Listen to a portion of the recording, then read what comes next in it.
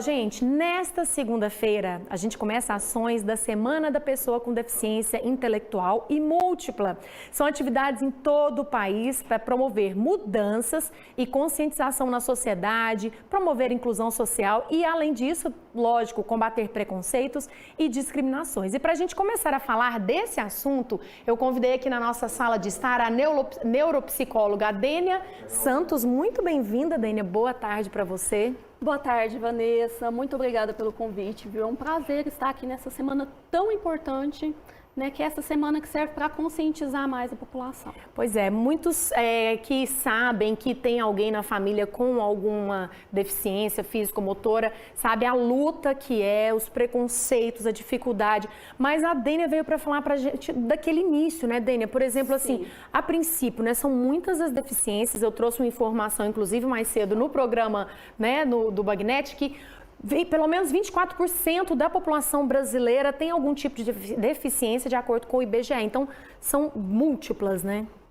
Sim, existem vários tipos de deficiência, certo? Só a deficiência física, né? Nós temos aí deficiências sensoriais, auditiva, visual, a nível motor, certo? Também temos as deficiências intelectuais, deficiências cognitivas, né? Pessoas com paralisia cerebral, que acarreta aí várias comorbidades, né, junto com esse diagnóstico e acaba impactando muito essa pessoa a nível cognitivo, certo? E é esse trabalho que eu faço, né, que é de perceber ali e orientar a família a nível cognitivo, o que pode estar alterado, o que a gente tem que intervir para que não possa impactar tanto na vida dessa pessoa.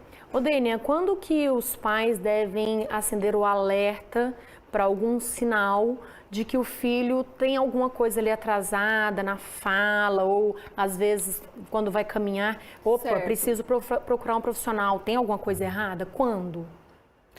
Então, como são muitas deficiências, cada deficiência, ela tem ali, até mesmo os transtornos do neurodesenvolvimento, né?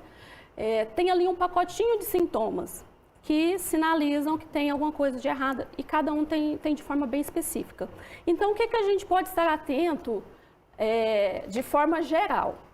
Aos marcos do desenvolvimento, certo? Tanto a nível ali motor, certo? Se essa criança é uma criança ali que é muito molinha, que tem dificuldade para se colocar de pé quando é necessário, ou então o contrário, quando a criança é muito rígida, né, tem um tônus muscular muito rígido.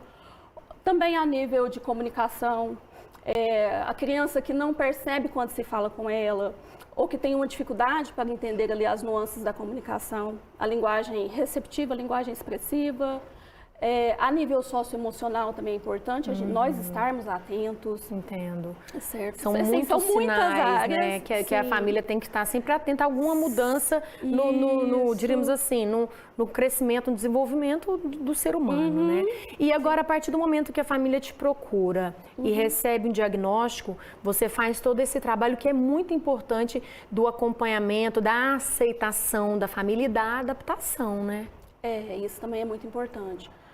Porque, de início, eu acredito que ninguém quer receber um diagnóstico do seu filho, né, de uma pessoa que faz parte da sua família. Isso é sempre muito difícil, né? Acaba que a pessoa meio que elabora ali um luto de um filho idealizado, de planos que ela fez. Então, é muito difícil essa parte. Mas, muito se diz que o diagnóstico, ele traz um rótulo.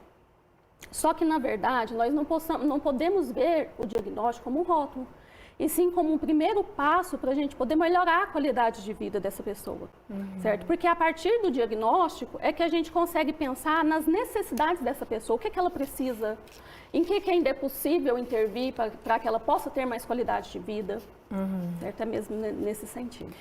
Quando o trabalho, eu falei sobre adaptação, assim, né? Em questão de estrutura, espaço, né? Isso tudo deve ser muito bem avaliado e o acompanhamento é muito importante, né? Que a família tenha e a dedicação e o amor, o acolhimento, que é o principal, né? Com certeza.